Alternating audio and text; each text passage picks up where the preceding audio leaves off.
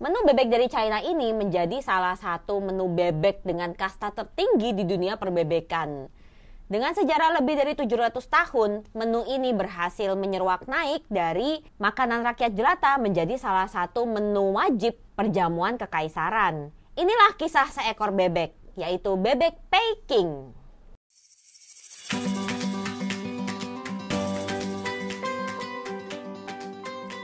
Bebek Peking kan lu tahu ya? Ya dong. Itu kan aslinya bukan dari Beijing. Setahu gua bebek Peking ini aslinya tuh dari daerah Hangzhou, deket-deketnya Shanghai sono. Dan asalnya itu dari makanan rakyat ya. Ini dijualnya tuh bener-bener door to door kayak MLM zaman modern. Kok bisa sih cuy namanya berubah jadi bebek Peking, which is Peking ini kan namanya Beijing ya? Oke, pertama dijualnya nggak pakai sistem MLM ya? Nggak. Jualan seperti biasa maksudnya.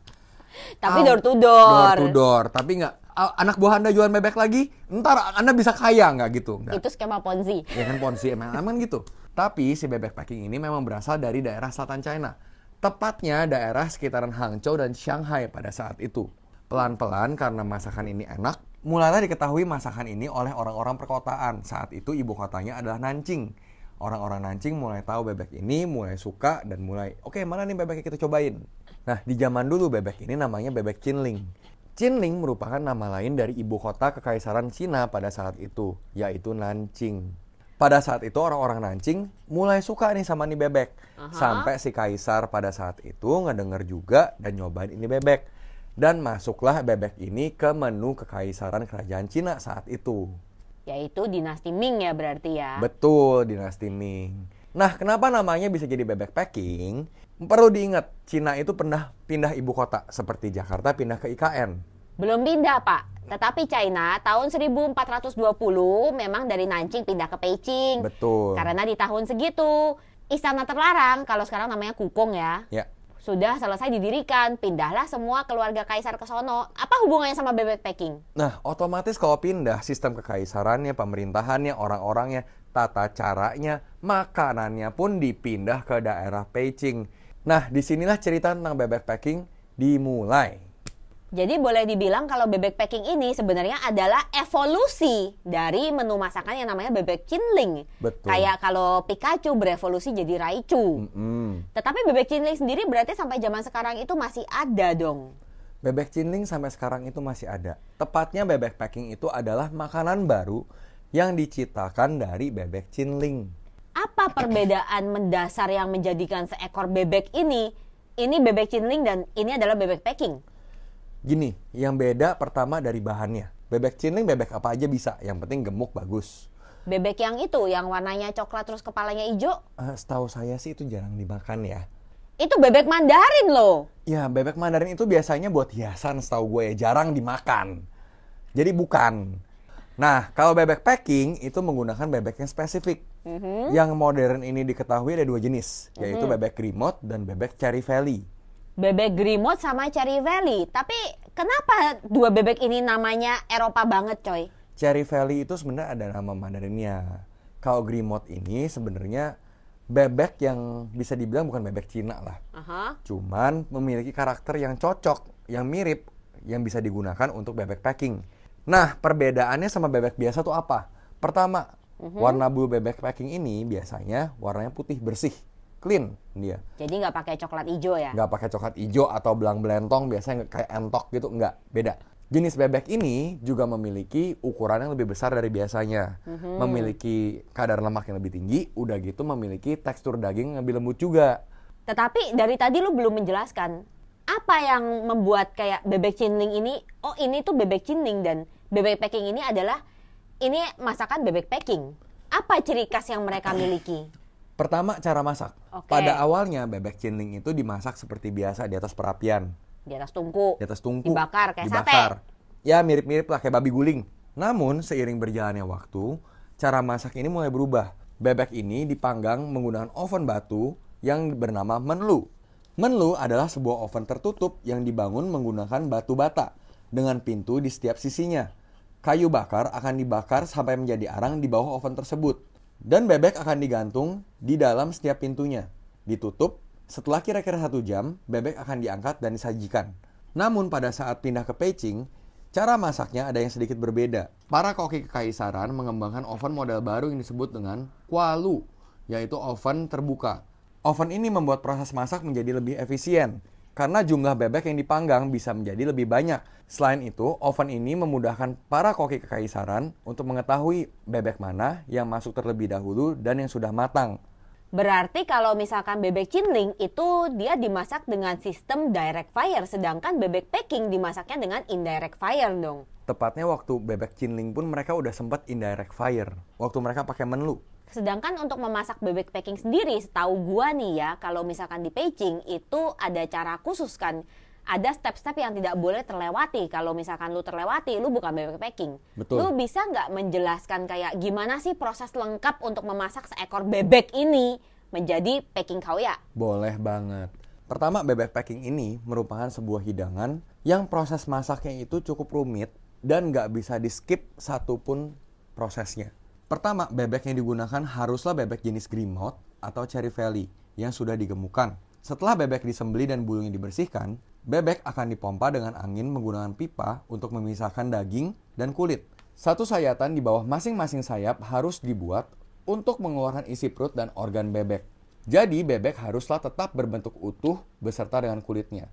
Kemudian bebek akan disiram oleh air panas untuk mengecangkan teksturnya. Dan akan dikeringkan air dried atau dengan angin, lalu dibubuhi oleh gula jelai cair atau gula malt untuk memberikannya warna dan rasa. Proses ini memakan waktu sekitar 3 hari. Proses ini sangat penting untuk memberikan tekstur dan garing pada kulitnya nanti. Setelah proses pengeringan tersebut, air mendidih akan dituangkan lagi ke dalam rongga perut bebek. Dan bebek akan digantung di dalam oven Kualu sampai dagingnya matang sempurna dan kulitnya benar-benar garing. Dan jadilah bebek packing yang bisa kita nikmati.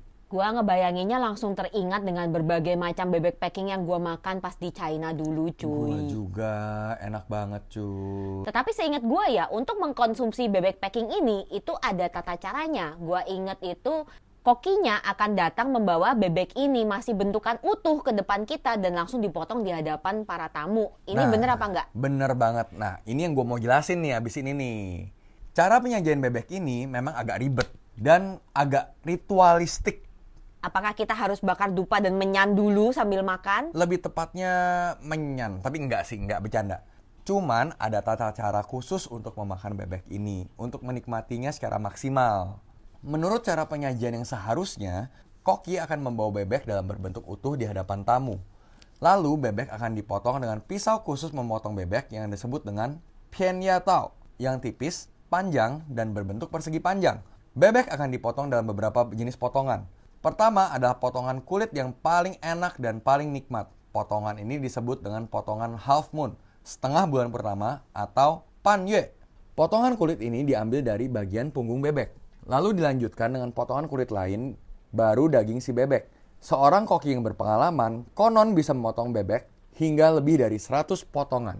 100 potongan, Pak. Coba, bebek packing yang dihidangkan tuh biasanya beratnya berapa? Kira-kira 1,5 sampai 2 kilo. Katakanlah kalau misalkan 2 kilo ya, kemudian dibikin sampai 100 potongan. Berarti per slice itu cuma sekitar 20 graman. Betul. Oh my God. Berarti ini ada skill khusus yang harus dipelajari koki sebelum dia boleh memotong bebek ini? Betul banget. Jadi nggak sembarangan koki bisa motong. Gua pun kalau suruh, gua nggak bisa. Kenapa? Potongan harus presisi, kecil, bite size. Dan seingat gua, setelah dipotong ini pun untuk cara makannya ini ada cara khusus ya. Yang gua tahu kalau misalkan di packing, itu kita makan bebek packing tidak boleh dengan nasi. Itu Nggak. bener apa enggak? Itu bener banget. Itu pantangan banget, jangan pakai nasi kalau mau maksimal. Itu pun setiap potongannya ada tata cara makannya tersendiri. Bagian yang pertama kali disantap adalah bagian terlezat, yaitu adalah potongan half moon tersebut, yang biasanya hanya ditaburi oleh gula pasir yang sedikit.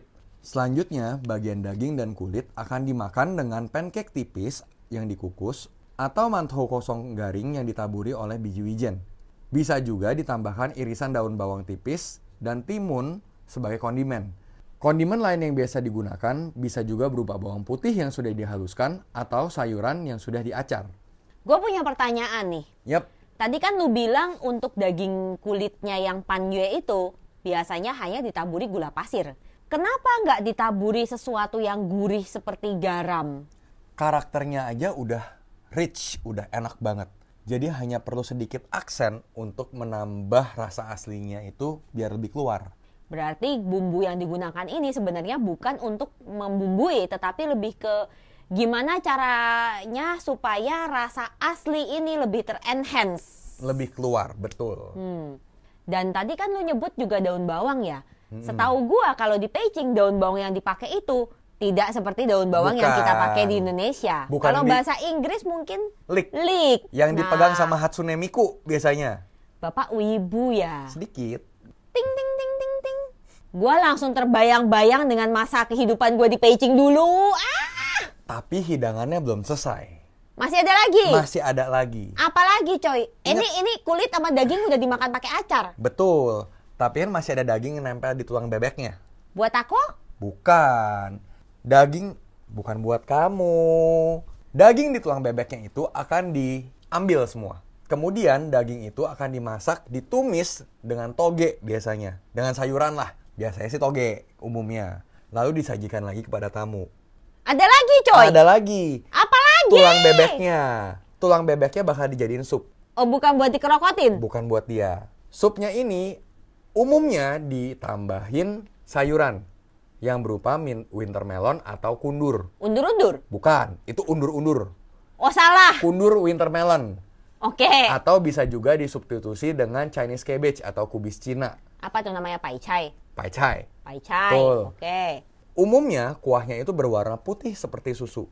Rasanya ini beda sama sebelumnya. Kalau sebelumnya rich, umami, tajam. Ini lebih calm, tenang. Jadi istilahnya kayak setelah lambung kita ini dihajar dengan makanan berat kayak bebek segala macam yang super enak pakai saus cocolanya saus hoisin ya? Hoisin bisa. Ya. Setelah itu dikasih sup yang gunanya adalah menenangkan pencernaan supaya bisa it's time to cool down. Betul sekali. Oke. Biar jadi satu masakan yang penuh. Nah, karena ini satu masakan yang penuh, masakan bebek ini, hidangan bebek ini disebut dengan Chen Ya Si.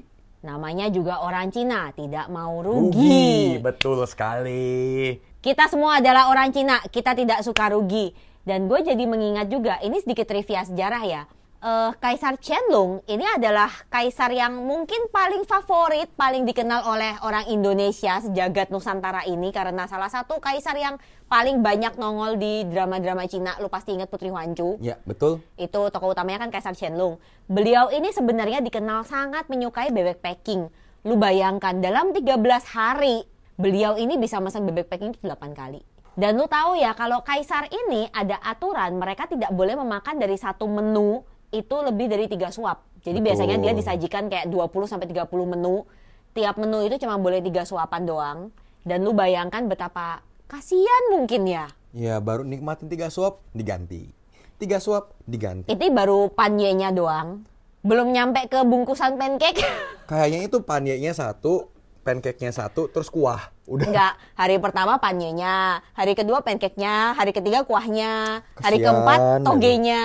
Aduh. Nah, karena minat Kaisar Qianlong yang tinggi banget terhadap bebek packing ini juga membantu untuk menumbuhkan minat masyarakat rakyat jelata remahan Rengginang untuk juga menyukai makanan yang sama. Kayak influencer zaman modern ya. Ya, siapa doyan apa? Misalnya Pak Jokowi makan apa, rakyat ikutan semua. Itu pisang-pisang. Anaknya yang jualan. Oh, salah. Tetapi kepopuleran bebek packing di kalangan rakyat jelata itu nggak cuman karena disukai kaisar. Terbantu juga dengan keberadaan berbagai macam restoran yang mengkhususkan diri menjual bebek packing. Yang paling pertama, lu pasti tahu, ini gua tahu lu pernah makan di sono, lu udah ngomong ke gua berulang kali. Restoran ini didirikan di tahun 1416. Lu ingat, Istana Terlarang dinasti Ming aja pindah ke Peicing itu tahun 1420. Betul. Dia ini 4 tahun sebelumnya udah pindah. Betul. Ini adalah orang Cina sejati. Insting dagangnya kuat. Mereka udah mikir, oke, ibu kota mau pindah, gue harus bikin sesuatu yang duluan ketimbang orang lain. Dibuatlah restoran bebek packing dengan nama Pian Yi Fang. Betul sekali. Pian Yi Fang ini didirikan di tahun 1416 dan masih ada sampai sekarang. Betul sekali. Masih enak? Masih enak. Mahal? Dari top 3 ini yang paling murah kalau dulu ya. Oke, yang paling murah. Dan yang kedua termahal, Di atasnya Pian Ivang satu level, sama-sama juga restoran tua. Kalau misalkan kalian diajak pergi tur ke Beijing nih, kemudian diajak jalan-jalan di daerah Wang Fuqing, pasti bakalan diajak mampir ke restoran ini. Namanya adalah Chuanjita. Betul sekali. Didirikan di tahun 1864 di era Kaisar Xianfeng. Harganya? Kalau dulu itu seingat gua 268, kalau nggak salah. Sekarang udah 500-an. Nggak tahu kalau sekarang. Belum ke Sekarang Beijing udah lagi mahal. nih. Makanya subscribe sama komen, biar kita monetize. Gue mau balik sana makan lagi. Chuanjita dan Pian Ivang adalah dua restoran yang berhasil bertahan, tidak lekang dimakan waktu. Tetapi mereka punya ciri khas yang berbeda nih. Kalau misalkan Chuanjita, walaupun dibangunnya lebih baru, mereka itu justru yang lebih mempertahankan cara masak tradisional, coy. Betul. Sementara Pian Ivang itu dia lebih berevolusi. Si Pian Ivang ini sempat mengadopsi sistem masak yang tadinya masih pakai tungku, mereka sempat menggunakan gas oven. Tetapi kalau kalian mau ngomong bebek packing yang menurut gua nih paling enak di dunia, The top justru adalah restoran yang usianya lebih modern, dibangun di tahun 2000-an. 2000-an ya? Apa 1900-an? 2000-an. Tahun 2000-an dengan nama Tatung. Tatung, betul sekali. Ini yang paling enak, paling top sampai buka cabang di Singapura. Nggak tahu yang di Singapura gimana, cuman yang di Beijing, this is the best. Enak banget. Harganya, Pak? Waktu zaman saya sekolah itu 15 tahun lalu ya. Yes. 360 sekian. Saudara gua barusan makan di sana sekitar 2 tahunan yang lalu. Harganya sudah 800-an untuk 1 ekor bebek. Cuman harus diingat 1 ekor bebek itu idealnya bisa dimakan 3-4 orang. Saudara saya makannya bersepuluh, Pak. Itu kere.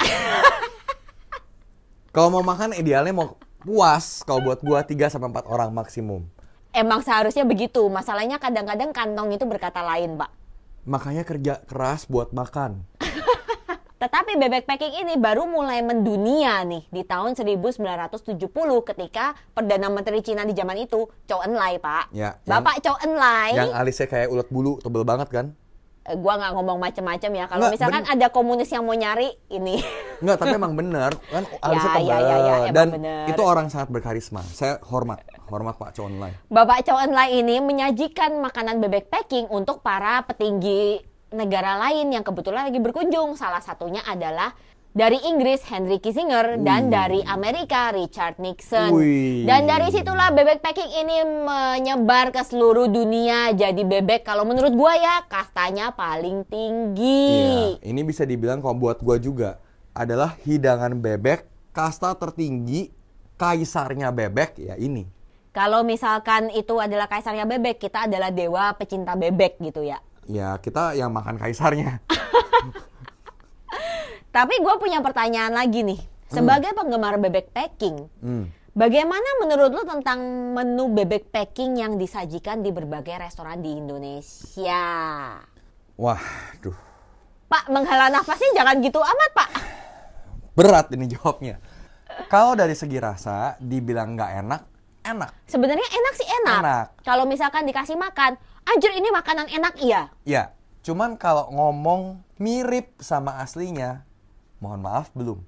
Jadi harus dibedain ya. Enak-enak, mirip tapi belum. Tapi kalau ini sih mungkin karena dari cara masak. Karena setahu gua kalau restoran di Indonesia, gua belum pernah melihat ada restoran bebek packing itu yang menggunakan kualu ataupun menlu. Ya. Biasanya mereka digantikan dengan gas oven. Betul, karena kan nggak mungkin, gue sih jujur belum pernah ketemu ya restoran yang khusus menjual specialty-nya ada packing duck. Itu belum pernah.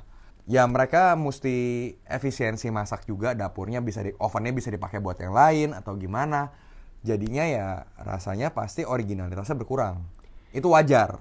Betul. Dan gue jujur berharap banget ada investor gitu, orang cungko yang Youchen banyak duit gitu kan, invest di sini bikin restoran khusus bebek packing. Gua yakin pasti laris. Yang begini, wah, gue langganan. Kami langganan 1 minggu sekali, tapi kalau mahal 1 bulan sekali. Kalau mahal banget 2 bulan sekali. Tapi ini kalau restoran, gimana menurut lu tentang resep-resep yang diklaim nih homemade bebek packing?